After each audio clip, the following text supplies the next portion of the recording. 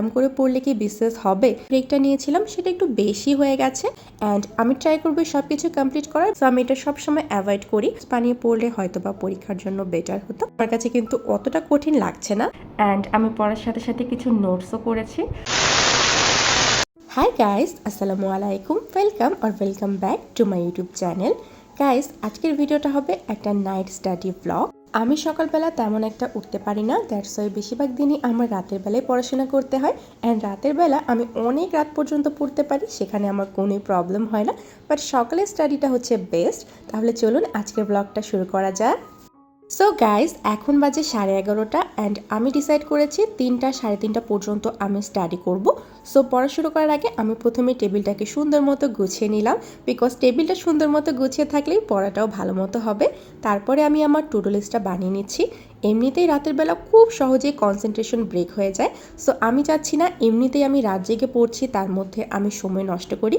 That's why আমি প্রথমে আমার টু ডু লিস্টটা বানিয়ে নিলাম অ্যান্ড খুব বেশি কিছু আমি এখানে রাখিনি, জাস্ট অল্প কিছু জিনিসই রেখেছি অ্যান্ড আমি ট্রাই করবো সব কিছু কমপ্লিট করার। বাট যদি করতে নাও পারি তাহলেও কোনো সমস্যা নেই। সো এই হচ্ছে আমার আজকের to do list. To do লিস্টটাকে আমি টেবিলের পাশেই রাখলাম যাতে একটু পরপর দেখতে পারি অ্যান্ড সেই অনুযায়ী আমি সমস্ত টাস্কগুলোকে কমপ্লিট করতে পারি। সো আমি ভেবেছিলাম আমি সিনোনিম অ্যান্টোনিম দিয়ে আজকের পড়াটা শুরু করব অ্যান্ড আমার টু ডু লিস্টের প্রথমে সেইটাই ছিল। বাট সিনোনিম অ্যান্টোনিম আমার কাছে খুব বেশি বোরিং অ্যান্ড ডিফিকাল্ট মনে হয়। সো আমি যদি ওইটা দিয়ে শুরু করি তাহলে আমার অলরেডি অনেক বেশি ঘুম পেয়ে যাবে। দ্যাটস ওয়াই আমি ম্যাথস দিয়ে শুরু করলাম অ্যান্ড ম্যাথটা আমার বেশি বেশি প্র্যাকটিস করতে হয়, বিকজ এটাতে আমার অনেক বেশি প্রবলেম আছে। সো আজকে আমি গুণোত্তর ধারা চ্যাপ্টারটা শুরু করলাম অ্যান্ড ট্রাস্ট মি গাইজ, আজকে এটা আমি ফার্স্ট টাইম করছি বলতে আমি এক্সামের জন্য এটা ফার্স্ট টাইম করছি, বিকজ এই চ্যাপ্টারটা আমি জানি না কেন আমার কাছে অনেক বেশি ডিফিকাল্ট মনে হয় আর আমার করতেও ইচ্ছা হয় না। সো আমি এটা সবসময় অ্যাভয়েড করি, বাট আমি আজকে ডিসাইড করেছি এটা আমি আর অ্যাভয়েড করব না। এটা যত কঠিনই হোক বা যত সমস্যাই হোক আমি এই চ্যাপ্টারটা ভালো মতো শেষ করব। সো প্রথমে আমি একটু সূত্র প্র্যাকটিস করলাম, বিকজ সূত্র ছাড়া অঙ্কগুলো করা পসিবল হবে না। তারপরে আমি একটু ভালো মতো রিভিশন করলাম সূত্রগুলোকে অ্যান্ড ম্যাথগুলো বুঝে বুঝে করার ট্রাই করছি অ্যান্ড এখন যখন আমি করছি আমার কাছে কিন্তু অতটা কঠিন লাগছে না। 2000 years later.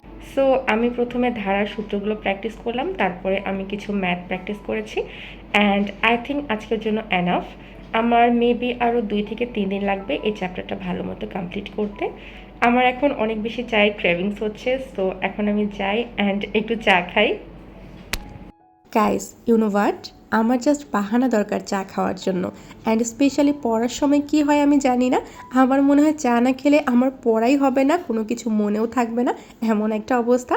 সো ঝটপট করে আমি 1 কাপ চা বানিয়ে নিলাম অ্যান্ড সাথে একটা ব্লান্ডারও করে ফেলেছি।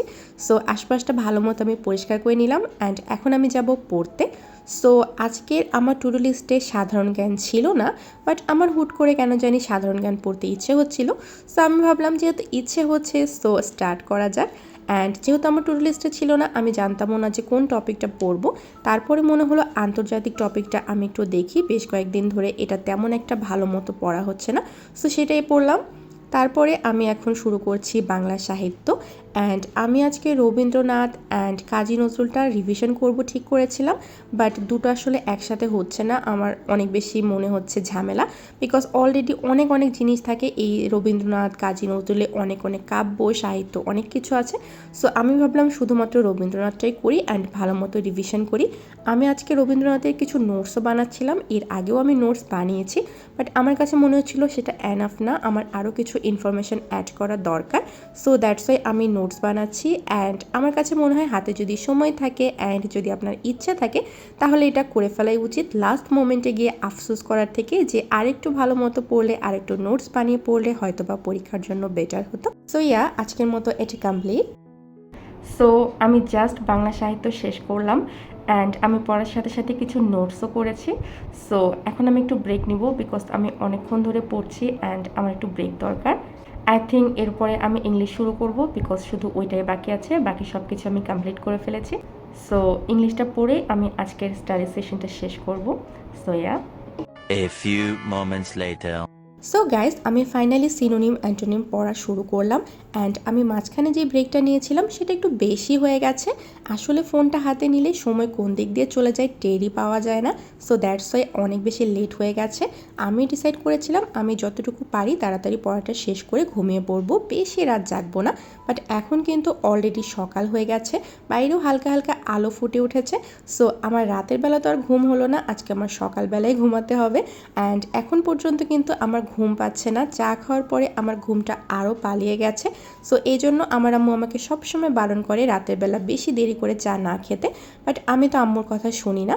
সো গাইস, কয়েকদিন আগে আমাকে একজন একটা কমেন্ট করেছিলেন অ্যান্ড ওইটা আমার অনেক বেশি খারাপ লেগেছিল। সো আমি ভাবলাম সেই কমেন্টের অ্যান্সারটা আজকে এই ভিডিওর মাধ্যমেই দিয়ে দিই। তো উনি আমাকে বলেছিলেন এত আরাম করে পড়লে কি বিজনেস হবে। বাট আমার এখানে কথা হচ্ছে, আমি এখানে আপনাদের সাথে ফেক কোনো কিছু শেয়ার করতে চাই না।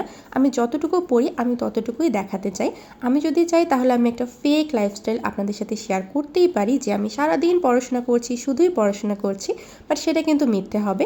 দ্যাটস ওয়াই আমি সবসময় ট্রাই করি একদম রিয়েল জিনিসটাই দেখানো। সো গাইজ, আজকের জন্য এতটুকুই। অ্যান্ড এখন কিন্তু অলমোস্ট সকাল হয়ে গেছে। সো আমি যতটুকু প্ল্যান করেছিলাম যে যেই সময়টা পর্যন্ত পড়বো তার থেকে বেশি পড়েছি। So I am quite happy. তো আজকের জন্য এতটুকুই। আই হোপ ভিডিওটি সবার ভালো লেগেছে। সবাই ভালো থাকবেন, সুস্থ থাকবেন। আল্লাহ হাফেজ।